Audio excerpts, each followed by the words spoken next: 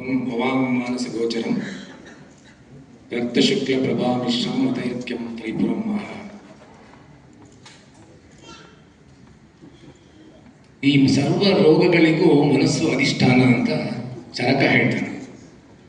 ಚರಕ ಮಹರ್ಷಿಗಳು ತಮ್ಮ ಚರಕ ಸಂಹಿತೆಯ ಸೂತ್ರ ಸ್ಥಾನದಲ್ಲಿ ಮನಸ್ಸು ಎಲ್ಲ ದ್ವಂದ್ವಗಳಿಗೂ ಸುಖ ದುಃಖಗಳಿಗೂ ಅಧಿಷ್ಠಾನವಾಗಿ ಸ್ಥಾನವಾಗಿ ಕಾರಣವಾಗಿ ನಿಲ್ಲುತ್ತೆ ಅಂತ ಹೇಳ್ತಾನೆ.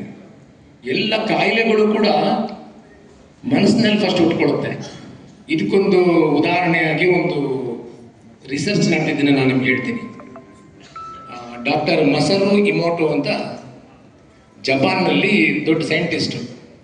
ಇವರು ಏನು ಮಾಡ್ತಾರೆ, ಒಂದ್ಸಲ ಈ ಐಸ್ ಕ್ಯೂಬನ್ನು ಮೈಕ್ರೋಸ್ಕೋಪ್ ಕೆಳಗಡೆ ಇಟ್ಟು ಗಮನಿಸ್ತಾರೆ.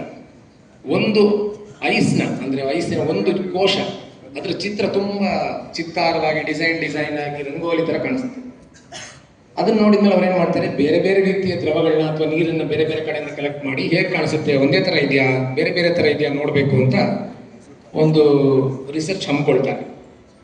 ಅವಾಗ ಏನು ಮಾಡ್ತಾರೆ ಅವರು, ಒಳ್ಳೆ ಕುಡಿಯುವ ನೀರು, ತುಂಬ ಗಲೀಜಾಗಿರುವಂತಹ ನೀರು, ಇದನ್ನೆಲ್ಲ ಫಸ್ಟ್ ಟೆಸ್ಟ್ ಮಾಡಿ ನೋಡ್ತಾರೆ. ಅದು ಅವರಿಗೆ ಒಂದು ವ್ಯತ್ಯಾಸ ಗೊತ್ತಾಗುತ್ತೆ. ಶುದ್ಧವಾದ ನೀರು ತುಂಬ ಚೆನ್ನಾಗಿರುವ ಚಿತ್ತಾರವನ್ನು ಕೊಡ್ತಾ ಇರುತ್ತೆ ಮೈಕ್ರೋಸ್ಕೋಪಲ್ಲಿ ನೋಡಿದಾಗ. ಈ ಕೆಟ್ಟದಾಗಿ ಇರುವಂಥ ಸ್ವಲ್ಪ ಗಲೀಜಾಗಿರುವಂಥ ನೀರು ತೊಗೊಂಡ್ರೆ ಅದರ ಡಿಸೈನ್ ಕೂಡ ಡಿಫ್ರೆಂಟ್ ಆಗಿ ಬೇರೆ ಬೇರೆ ವಿಕೃತವಾಗಿ ಕಾಣ್ತಿರುತ್ತೆ. ಆಮೇಲೆ ಅವರು ಈ ಪ್ರಯೋಗನ ಒಂದು ವರ್ಷ ಏನು ಮಾಡ್ತಾರೆ, ಬೇರೆ ಬೇರೆ ಸ್ಥಳಗಳಿಂದ ಕಲೆಕ್ಟ್ ಮಾಡ್ತಾರೆ. ಅಂದರೆ ಅಲ್ಲಿಯ ಭಿಕ್ಷುಗಳು ಇರುವಂಥ ಜಾಗ, ಪೂಜೆಗಳು ನಡೆಯುವಂಥ ಜಾಗದಿಂದ ನೀರು ತಗೊಂಡು ಅದನ್ನು ನೋಡ್ತಾರೆ. ಸ್ಲಮ್ಗಳಿಂದ ನೀರು ತಗೊಂಡು ನೋಡ್ತಾರೆ. ತುಂಬ ಗಲಾಟೆಗಳು ಗೊಂದಲಗಳು ಇರುವಂಥ ಜಾಗದಿಂದೆಲ್ಲ ನೀರು ತಗೊಂಡು ಅದನ್ನು ಫಸ್ಟ್ ಐಸ್ ಕ್ಯೂಬ್ ಮಾಡಿ, ಆಮೇಲೆ ಐಸ್ ಕ್ಯೂಬನ್ನು ಮೈಕ್ರೋಸ್ಕೋಪ್ ಕೆಳಗಡೆ ಇಟ್ಟು ಆ ಕೋಶವನ್ನು ಗಮನಿಸ್ತಾರೆ. ಆ ಚಿತ್ರಗಳು ಯಾವುದು ಒಳ್ಳೆ ಒಳ್ಳೆ ಸ್ಥಳಗಳು ನಾವು ಹೇಳ್ತೀವಿ, ಪವಿತ್ರ ಸ್ಥಳಗಳು ಅಂತ ಹೇಳ್ತೀವಿ, ಅಲ್ಲಿಂದ ತಂದಿರುವ ಕೋಶಗಳ ಚಿತ್ರ ತುಂಬ ಸುಂದರವಾಗಿ ಚೆನ್ನಾಗಿರುತ್ತೆ. ಈ ಬೇರೆ ಬೇರೆ ಕಡೆಯಿಂದ ತಂದಿರುವಂತಹ ನೀರನ್ನು ತಂದಾಗ ತುಂಬ ಕೆಟ್ಟ ಕೆಟ್ಟ ಚಿತ್ರಗಳು ಕಾಣಿಸುತ್ತೆ. ಆಮೇಲೆ ಅವರು ಇದನ್ನು ಮುಂದುವರಿಸ್ಬಿಟ್ಟು ಏನು ಮಾಡ್ತಾರೆ, ಅವರು ಈ 2 ಲೋಟಗಳಲ್ಲಿ ನೀರು ತಗೊಂಡ್ಬಿಟ್ಟು ಬೇರೆ ಬೇರೆ ರೂಮಲ್ಲಿ ಇಡ್ತಾರೆ.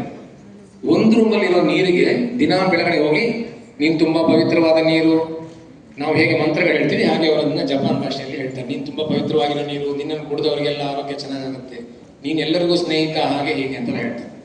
ಇನ್ನೊಂದು ರೂಮಲ್ಲಿರೋ ನೀರ ಹತ್ರ ಹೋಗಿ, ಇದೇನು ನಿನ್ನ ಜೀವನ ಹಿಂಗೊಂದಿದ್ಯಾ, ನಿನ್ನಿಂದ ಏನು ಉಪಯೋಗ, ಯಾರಿಗೂ ಉಪಯೋಗ ಇಲ್ಲ ಅಂತೆಲ್ಲ ಕೆಟ್ಟದಾಗಿ ಮಾತಾಡ್ತಾರೆ ಆ ನೀರಿನ ಜೊತೆ. ಆವಾಗ ಮತ್ತೆ ಅದೇ ರೀತಿ ಒಳ್ಳೆ ಮಾತಾಡಿರೋ ನೀರು ಒಳ್ಳೆ ಚಿತ್ರ ಕೊಡುತ್ತೆ, ಕೆಟ್ಟದಾಗಿ ಮಾತಾಡಿರುವಾಗ ನೀರು ಕೆಟ್ಟ ಚಿತ್ರಗಳನ್ನ ಕೊಡುತ್ತೆ. ಇದಾದ್ಮೇಲೆ ಅವ್ರು ಏನು ಮಾಡ್ತಾರೆ, ಮಾತಾಡೋದಿಲ್ಲ, ಪೇಪರ್ನಲ್ಲಿ ಬರೆದು ಸ್ಟಿಕ್ಕರ್ನ ಅಂಟಿಸ್ಬಿಡ್ತಾರೆ ಒಂದು ಬಾಟಲ್ ಮೇಲೆ. ಅಲ್ಲೂ ಹೀಗೆ ಆಗುತ್ತೆ. ಒಳ್ಳೆ ಮಾತುಗಳನ್ನು ಬರೆದಿರೋ ಸ್ಟಿಕ್ಕರ್ ಅಂಟಿಸಿರುವಂತಹ ನೀರಿನ ಚಿತ್ರ ಒಳ್ಳೆ ರೀತಿಯಲ್ಲಿರುತ್ತೆ. ಕೆಟ್ಟ ಮಾತುಗಳನ್ನು ಆಡಿರುವಂತಹ ಬರೆದಿರುವಂತಹ ಬಾಟ್ಲಲ್ಲಿರುವ ಚಿತ್ರ ಕೆಟ್ಟದಾಗಿ ಬರುತ್ತೆ. ಇದರಿಂದ ಏನು ಗೊತ್ತಾಗುತ್ತೆ ನಮಗೆ ಅಂತಂದರೆ, ನಮ್ಮ ಮನಸ್ಸು, ನಾವು ಏನು ಬರ್ಕೋತೀವಿ, ಮನಸ್ಸಲ್ಲಿ ಏನು ಯೋಚನೆ ಮಾಡ್ತೀವಿ ಫಸ್ಟ್, ಮತ್ತೆ ನಾವು ಏನು ಮಾತಾಡ್ತೀವಿ, ಇವೆರಡು ಫಸ್ಟ್ ನಮ್ಮ ದೇಹದಲ್ಲೇ ಅದು ಪರಿಣಾಮ ಬೀರುತ್ತೆ. ಯಾಕೆ ಹೇಳಿ, ನಮ್ಮ ದೇಹದಲ್ಲಿ ತುಂಬ ಭಾಗ, ಬಹಳ ಭಾಗ ನೀರಿನ ಅಂಶನೇ ಇರುತ್ತೆ. ಸೊ ನಾವು ಪ್ರತಿಯೊಂದು ಯೋಚನೆ ಮಾಡುವಾಗಲೂ ಕೂಡ ಇದು ನಮ್ಮ ಆರೋಗ್ಯಕ್ಕೆ ಪರಿಣಾಮ ಬೀರುತ್ತೆ ಅನ್ನೋಷ್ಟು ವಿವೇಚನೆ ನಮಗಿರಬೇಕು. ಇನ್ನು ಆರೋಗ್ಯದ ಬಗ್ಗೆ ಮಾತಾಡ್ತಾ ಪ್ರತಿದಿನ ನಾವು ಏನು ನೋಡ್ಕೋಬೇಕು ಅಂತ ತುಂಬ ಸಿಂಪಲ್ ಆಗಿ ಸಣ್ಣದಾಗಿ ಹೇಳೋದಕ್ಕೆ ಇಷ್ಟಪಡ್ತೀನಿ.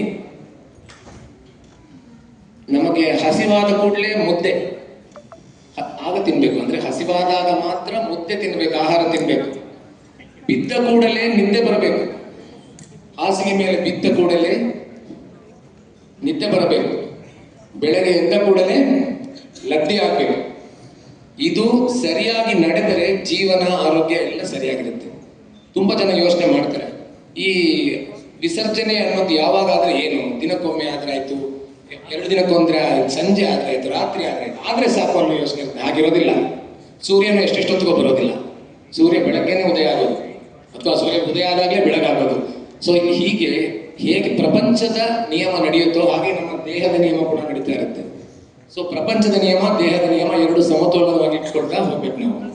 ಒಂದು ಸಣ್ಣ ಕಥೆ ಹೇಳಿ ನಾನು ಮಾತು ಮುಗಿಸ್ತೀನಿ.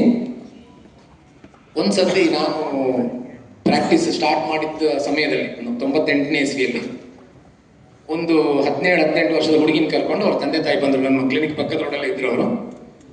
ಅವರು ತುಂಬ ದೊಡ್ಡ ಫೈಲ್ ತಗೊಂಬಂದ್ರು. ಆ್ಯಕ್ಚುಲಿ ನಾನು ಪ್ರಾಕ್ಟೀಸ್ ಸ್ಟಾರ್ಟ್ ಮಾಡಿ ಒಂದು 6 ತಿಂಗಳು ಆಗಿರಲಿಲ್ಲ.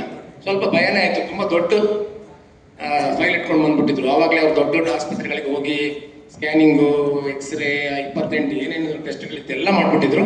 ಆ ಹುಡುಗಿಗೆ ತಲೆನೋವು, ಪ್ರತಿ ದಿನ ತಲೆನೋವು, ಇಡೀ ತಲೆನೋವು, ಕತ್ತಿನಿಂದ ಮೇಲೆ ತಲೆನೋವು. ಆ ಹುಡುಗಿಗೆ ಓದೋಕ್ಕಾಗ್ತಿಲ್ಲ, ಬರೆದು ಅದನ್ನು ಪರೀಕ್ಷೆಯಲ್ಲಿ ಒಪ್ಸೋದಕ್ಕಾಗ್ತಿಲ್ಲ.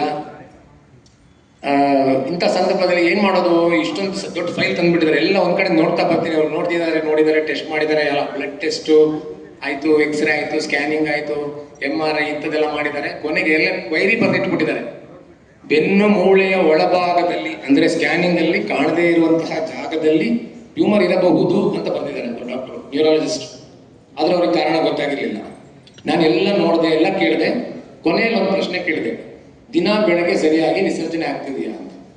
ಇಲ್ಲ, ಅವಳು 3-4 ವರ್ಷ ವಯಸ್ಸಿಂದನೂ ವಾರಕ್ಕೆ ಒಂದೇ ದಿನ ಹೋಗೋದು. ಸೊ ನಾನೇನು ಮಾಡಿದೆ, ದೊಡ್ಡ ಕಾಂಪ್ಲಿಕೇಟೆಡ್ ಫೈಲ್ಸ್ ಎಲ್ಲ ಬೇಡ ಅಂದ್ಬಿಟ್ಟು ಸುಮ್ಮನೆ ಒಂದು ತ್ರಿಫಲಾಚೂರ್ಣ ಕೊಟ್ಟು, ಇದನ್ನು ದಿನ ರಾತ್ರಿ ಒಂದೊಂದು ಚಮಚ ಬಿಸಿನೀರಲ್ಲಿ ತಗೊಳ್ಳಿ, 1 ವಾರ ಬಿಟ್ಕೊಂಡು ಬನ್ನಿ ಅಂತ. ಇವ್ರು ಬರಲೇ ಇಲ್ಲ. ನನಗೆ ಬೇರೆ ಪ್ರಾಕ್ಟೀಸ್ ಸ್ಟಾರ್ಟ್ ಮಾಡಿದ್ದು ಹೊಸದಲ್ವಾ, ಪೇಷಂಟ್ ಬರಲೇ ಇಲ್ಲ. ಏನೂ ಸರಿ ಹೋಗಲಿಲ್ಲ, ಇನ್ನೊಬ್ಬರು ಸ್ಪೆಷಲಿಸ್ಟ್ ಹತ್ರ ಹೋಗಿರ್ಬೇಕು ಅಂತ ನಾನು ಅಂದ್ಕೊಂಡೆ. ಆಮೇಲೆ 1 ತಿಂಗಳಾದಮೇಲೆ ಒಂದು ದಿವಸ ಅವ್ರ ತಂದೆ ನಮ್ಮ ಕ್ಲಿನಿಕ್ ಮುಂದೆ ನಡ್ಕೊಂಡು ಹೋಗ್ತಾ ಇದ್ರು. ನಮಸ್ಕಾರ ಅಂದರು. ಏನು ಮಗಳು ಹೇಗಿದ್ದಾರೆ ಅಂತ ಸುಮ್ಮನೆ ಕೇಳಿದೆ. ನಾವು ಕೇಳೋದು ಕಷ್ಟ ಪೇಷಂಟ್ನ, ನೀವು ಹೇಗಿದ್ದೀರಾ ಅಂತ. ಯಾಕೆ ಬರಲಿಲ್ಲ ಅಂತ ಇವ್ರು ಕೇಳ್ತಿದ್ದಾರೆ ಅಂತ ಅನ್ಕೊಂಡ್ಬಿಡ್ತಾರಲ್ಲ ಅವರು. ಸೊ ಆಗ ಅವರು, ಇಲ್ಲ ಸರ್ ನೀವು ಪೌಡ್ರ್ ಕೊಟ್ರಲ್ಲ, ತೊಗೊಂಡ್ಮೇಲೆ ತಲೆನೋವು ಹೊಟ್ಟೋಯ್ತು. ಏನಿಲ್ಲ, ತ್ರಿಫಲಾಚೂರ್ಣ ತೊಗೊಂಡ್ಮೇಲೆ ದಿನ ಬೆಳಗ್ಗೆ ಸರಿಯಾಗಿ ಆಗ್ತಾ ಇದೆ, ತಲೆನೋವು ಹೊರಟೋಯ್ತು. 15 ವರ್ಷದ ಸಮಸ್ಯೆ 1 ಚಮಚ ಪುಡಿಯಲ್ಲಿ ಹೊರಟೋಯ್ತು. ಸೊ ಅಂದರೆ ಈ ಸಮಸ್ಯೆ ದೊಡ್ಡದಾಗಿದೆ. ದೊಡ್ಡ ಡಾಕ್ಟರ್ ಹತ್ರ ಹೋಗಿ ಬಂದಿದ್ದಾರೆ, ದೊಡ್ಡ ಫೈಲ್ ಇಟ್ಕೊಂಡು ಬಂದಿದ್ದಾರೆ. ಅಂದರೆ ಸಮಸ್ಯೆ ನಿಜವಾಗ್ಲೂ ದೊಡ್ಡದಿರಬೇಕು ಅಂತ ಏನಿಲ್ಲ.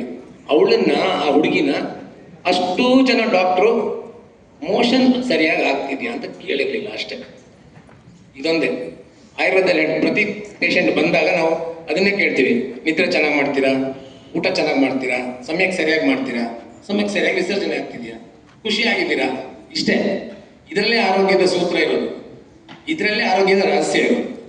ಖುಷಿಯಾಗಿರ್ಬೇಕು, ನಮ್ಮ ದೇಹದ ನಾವು ಗಮನಿಸ್ಕೋಬೇಕು. ಸಣ್ಣ ಪುಟ್ಟ ಏರುಪೇರಾದಾಗ ಅದನ್ನು ಬೇಗ ಸರಿ ಮಾಡ್ಕೋಬೇಕು. ಇದನ್ನು ನಾವು ಮರ್ತಿರೋದ್ರಿಂದ ದೊಡ್ಡದಾಗ್ತಾ ಹೋಗುತ್ತೆ, ಫೈಲು ದೊಡ್ಡದಾಗತ್ತೆ ಅಷ್ಟೇ. ಈ ಅವಕಾಶ ಕೊಟ್ಟಿದ್ದಕ್ಕೆ ಎಲ್ಲರಿಗೂ ಧನ್ಯವಾದಗಳು. ಗಣ್ಯರೆಲ್ಲರೂ ಬಂದಿದ್ದಾರೆ. ನಮಸ್ಕಾರ.